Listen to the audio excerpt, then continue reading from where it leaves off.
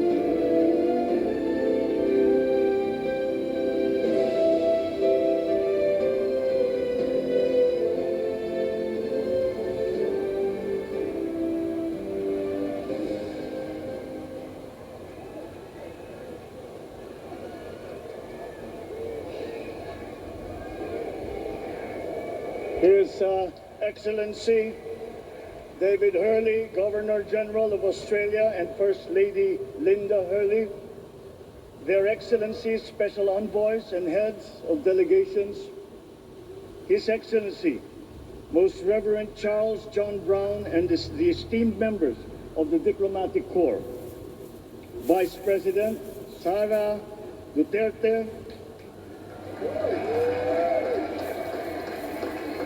President Fidel Ramos, President Joseph Ejercito Estrada, President Gloria Macapagal Arroyo, Senate President Vicente Soto III, and the honorable members of the Philippine Senate, House Speaker Lord Alan J. Velasco, and the honorable members of the House of Representatives, Chief Justice Alexander Gesmundo, and the honorable justices of the Supreme Court, of course, First Lady Lisa Araneta, and my children, Alexander, Sandro, Simon, and Vincent. I cannot proceed without a special greeting, of course, to the former First Lady Imelda Romualdez Marcos.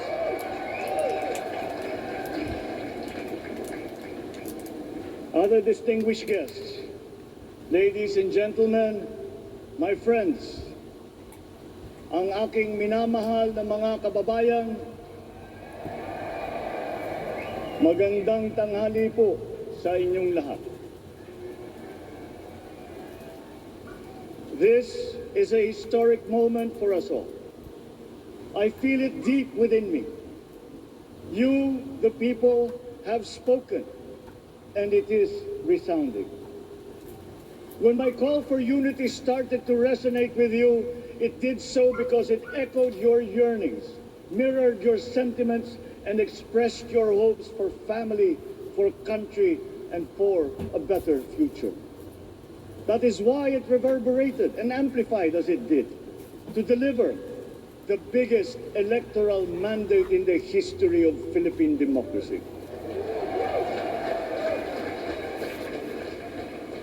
By your vote, you rejected the politics of division. I offended none of my rivals in this campaign.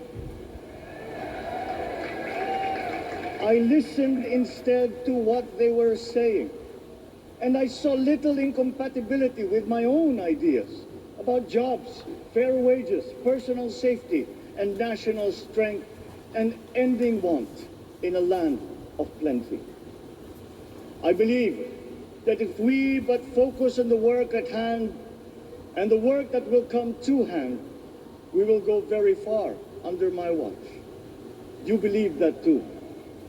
At pinakinggan ko ang tinig ninyo na ang sinisigaw ay pagkakaisa, pagkakaisa, pagkakaisa.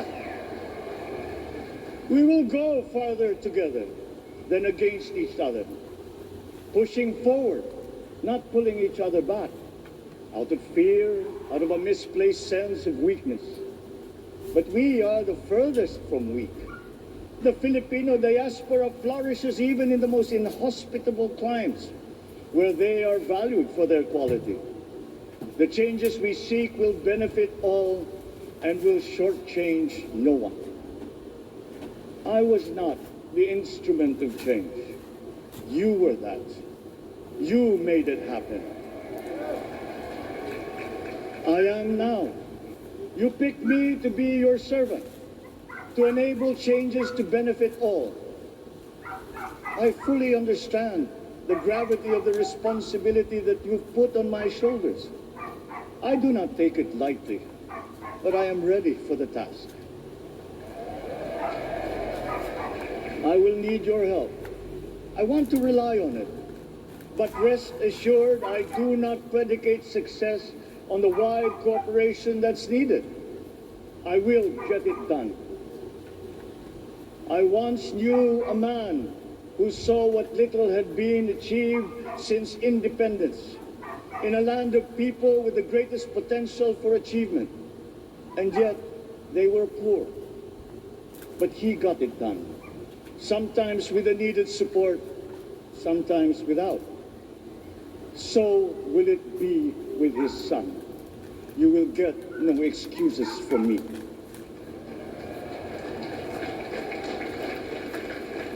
I am here not to talk about the past.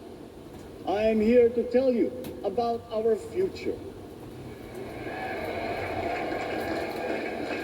A future of sufficiency, even plenty, of readily available ways and means to get done what needs doing. By you, by me. We do not look back, but ahead. Up the road that we must take to a place better than the one we lost in the pandemic. Gains made and lost, opportunities missed, well-laid plans superseded by the pandemic. Indeed, ours was the fastest growing economy in ASEAN by ways now outdated. We shall be again by a radical change in the way the world must now work to recover what we have lost in that fire and move on from there. We face prospects of the spread of the war abroad, of which we are totally blameless. We seek friendship with all. But countries like ours will bear the brunt of it. And if the great powers draw the wrong lessons from the ongoing tragedy in Ukraine, the same dark prospect of conflict will spread to our part of the world. Yet, there is more out there. Like going forward by new ways of doing that the pandemic forces to adopt. A stronger resilience, quicker adaptability. They are our best prevention. They are our best protection. Quiet reflection in a rough and tumble campaign of a breadth and intensity never experienced revealed some of them, such as a willingness to listen despite the noise, the hesitation to quarrel over differences, and to never, ever give up hope of reconciliation. These gave me the peace to ponder deeper. There are hints of a road not taken that could get us out of here quicker to something better, something less fragile. There is also what you, the people, did to cope.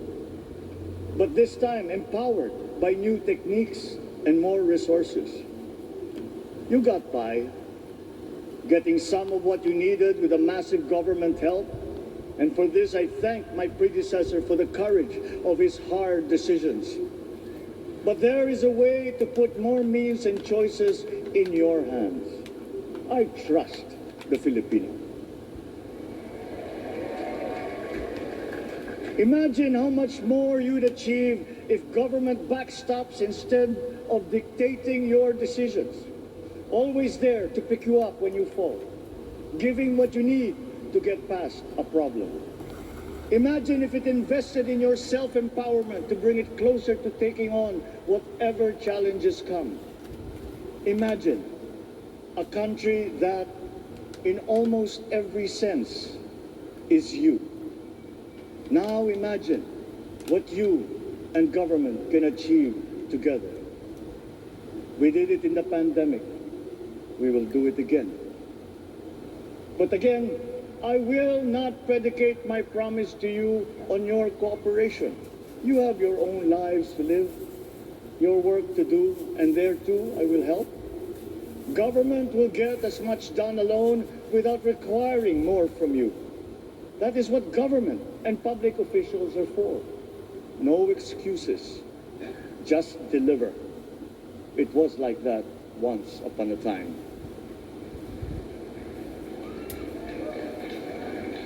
I did not talk much in this campaign. I did not bother to think of rebutting my rivals. Instead, I searched for promising approaches better than the usual solutions. I listened to you. I did not lecture you who has the biggest stake in our success. And the forthcoming State of the Nation will tell you exactly how we shall get this done. In this fresh chapter of our history, I extend my hand to all Filipinos. Come, let us put our shoulders to the wheel and give that wheel a faster turn to repair and to rebuild and to address challenges in new ways to provide what all Filipinos need, to be all that we can. We are here to repair a house divided, to make it whole, and to stand strong again in the Bayanihan way, expressive of our nature as Filipinos. We shall seek, not scorn dialogue, listen respectfully to contrary views, be open to suggestions coming from hard thinking and unsparing judgment, but always from us, Filipinos. We can trust no one else when it comes to what is best for us. Past history has often proven that. Solutions from outside divided us. None deepened our understanding. They were always at our expense.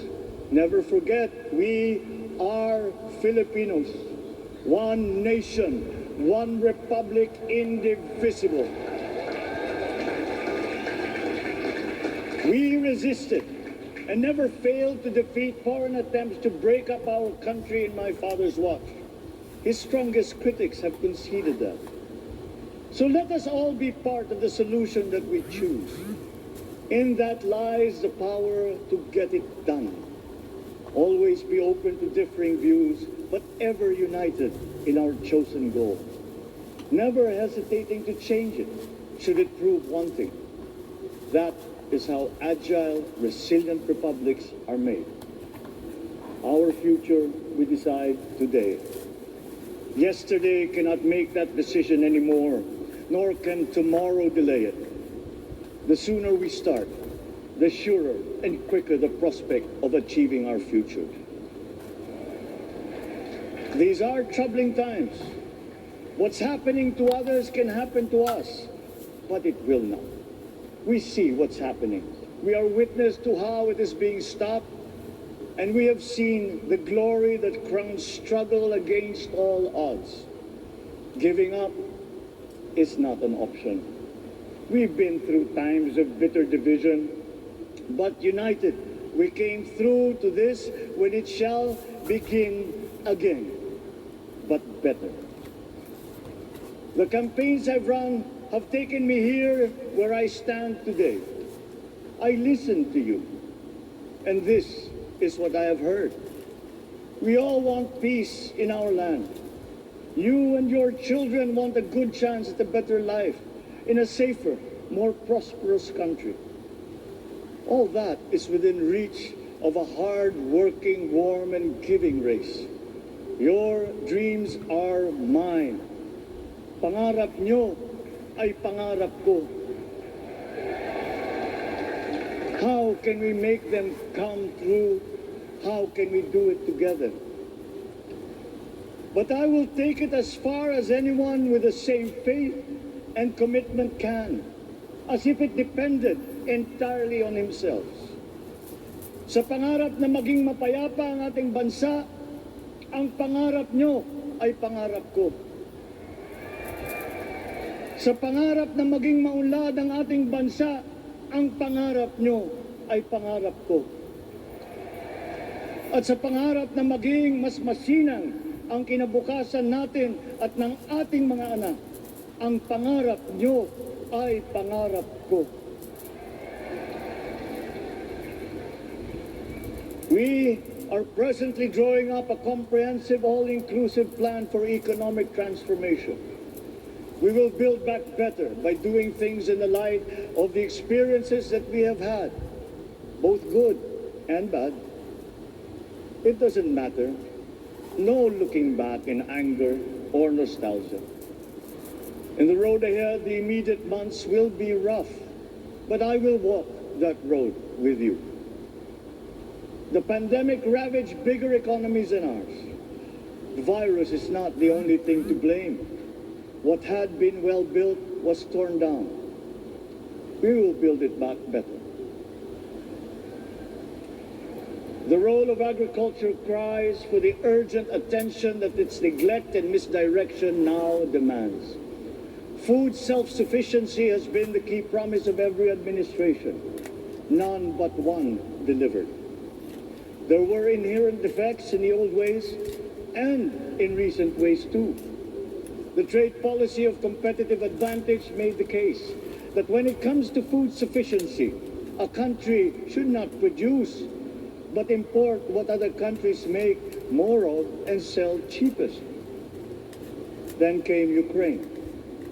The most vulnerable when it comes to food are the countries furthest away from the conflict, those bearing no blame for provoking it. Yet they face the biggest risk of starvation. If financial aid is poured into them, though it never is, there is nothing to buy. Food is not just a trade commodity. Without it, people weaken and die. Societies come apart. It is more than a livelihood. It is an existential imperative and a moral one. An agriculture damaged and diminished by unfair competition will have a harder time or will have no prospects at all of recovery. Food sufficiency must get the preferential treatment the richest free trade countries always gave their agricultural sectors. Their policy boils down to don't do as we do. Do what we tell you to. I am giving that policy the most serious thought if it doesn't change or make more allowances for emergencies with long-term effects. There is a parallel problem in our energy supply. Sufficient fossil fuel-free technology for whole economies has yet to be invented.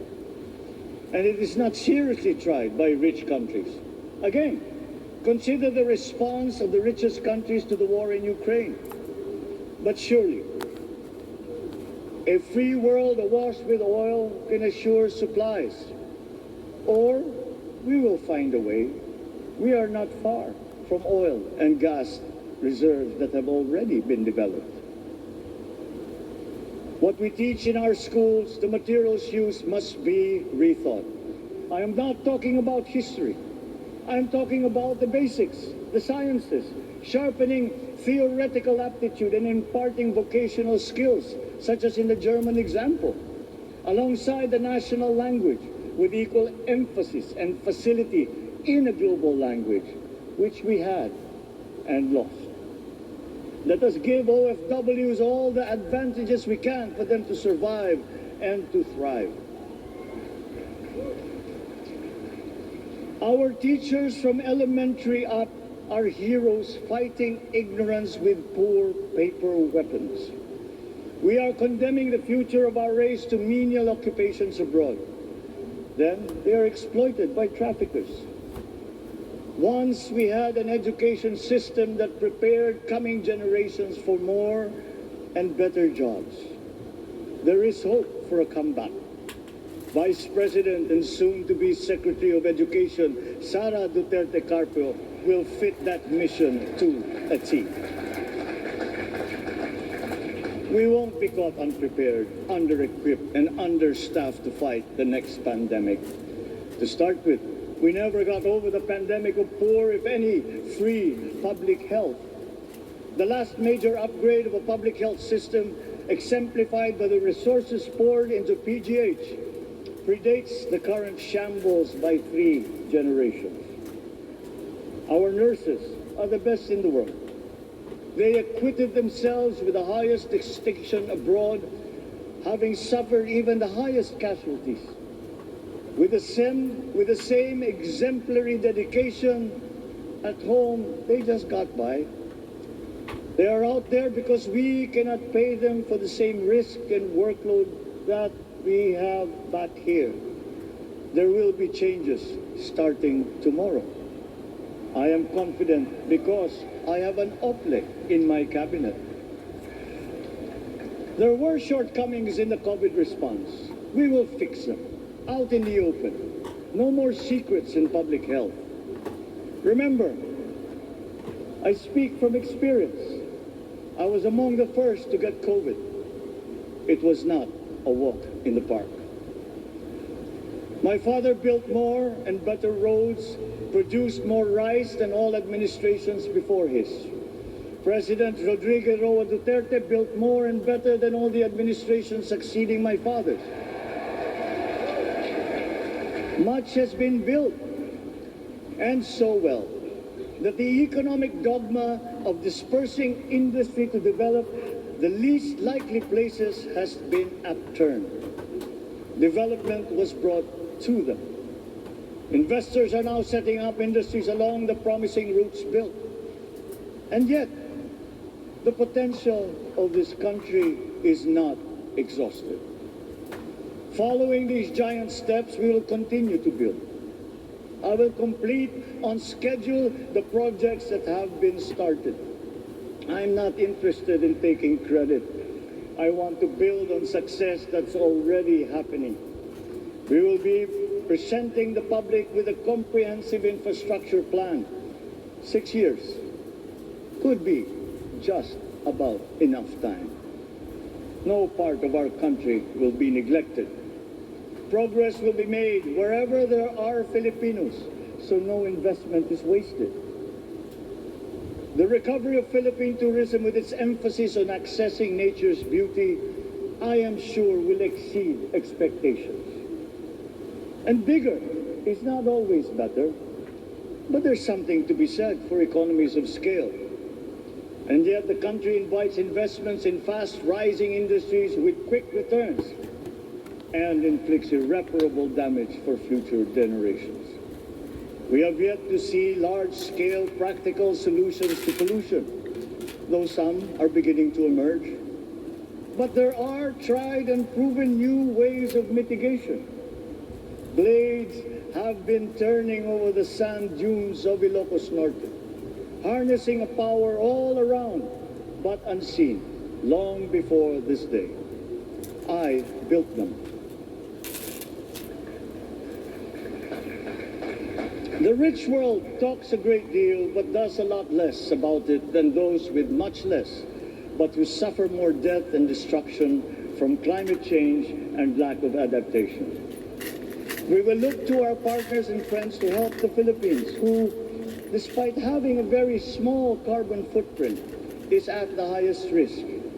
First, spare victims, then help them recover, and move on to lessen the harmful impact of climate change. We too have our part to play. We are the third biggest plastics polluter in the world, but we won't shirk from that responsibility. We will clean up. You will not be disappointed, so do not be afraid. With every difficult decision that I must make, I will keep foremost in my heart and in my mind the debt of gratitude I owe you for the honor and responsibility that you have conferred on me. Whatever is in a person to make changes for the better of others, I lay before you now in my commitment. I will try to spare you. You have your other responsibilities to carry. But I will not spare myself from shedding the last bead of sweat or giving the last ounce of courage and sacrifice. And if you ask me why I am so confident of the future, I will answer you simply that I have 110 million reasons to start with. Such is my faith in the Filipino.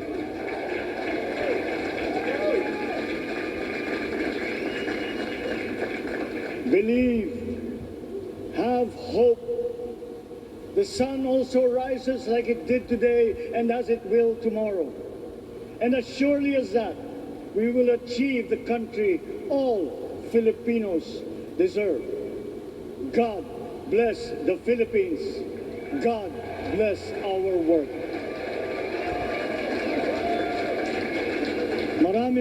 Maraming salamat po sa inyong lahat. Mabuhay ang Pilipinas. Magandang tanghali po.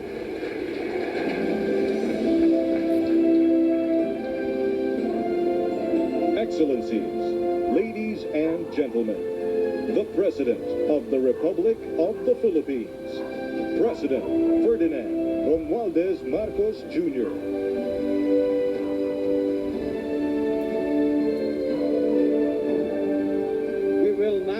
have a photo opportunity with President Ferdinand Romualdez Marcos Jr. May we invite the first family on stage. First Lady Liza Araneta Marcos, Ferdinand Alexander Sandro Marcos, Joseph Simon Marcos, and William Vincent Marcos.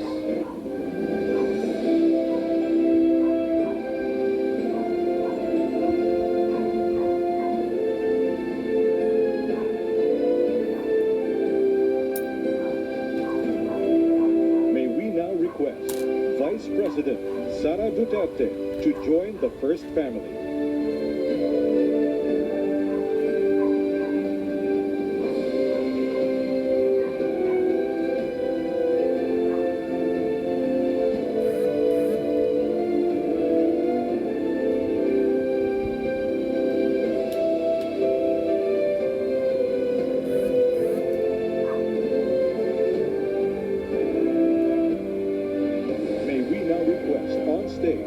Chief Justice Alexander G. Gesmundo and Senate President Vicente Soto III to join the first family.